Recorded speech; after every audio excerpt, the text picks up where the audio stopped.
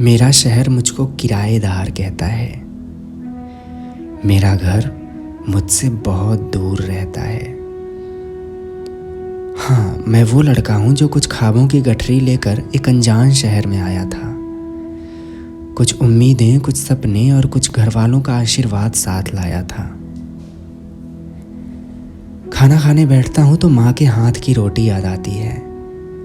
हम जैसों की आधी जिंदगी एक कमरे में बैठे हुए किताबों के बीच निकल जाती है।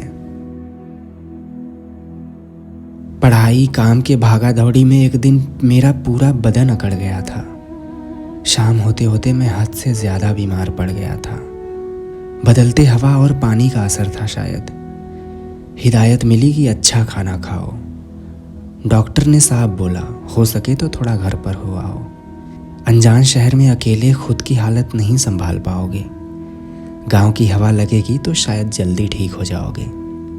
वो कहते हैं ना, गांव की हवा शहर की दवा से ज्यादा काम करती है। घर का नाम सुनते ही मैं एकदम से चुपचाप हो गया। मेरा दिल, मेरा मन जैसे किसी खूबसूरत सपने में खो गया। वो सपना जिसमें आंगन थी, रोज लड़ने वाली प्यारी सी बहन थी।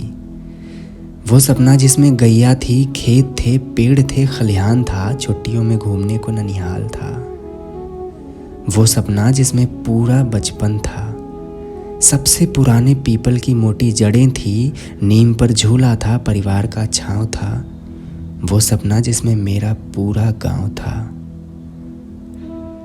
वो गांव जिसकी एक गली से मेरी बिल्कुल अकेले वाली यारी थी, जिसमें एक खिड़की से झांकने वाली एक सांवली सी लड़की थी जो मुझे जान से ज्यादा प्यारी थी।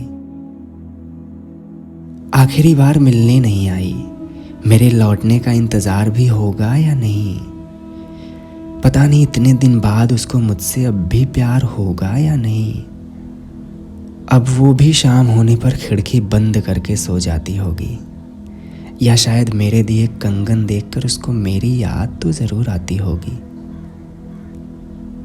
वो गर्मियों की रात जब हम एक साथ छत पर सोया करते थे, दादी की दुखियारी वाली कहानी सुनकर आंखें छुपा छुपा कर रोया करते थे। ठंडी का कोहरा मानो जैसे अपने आगोश में बुलाता था।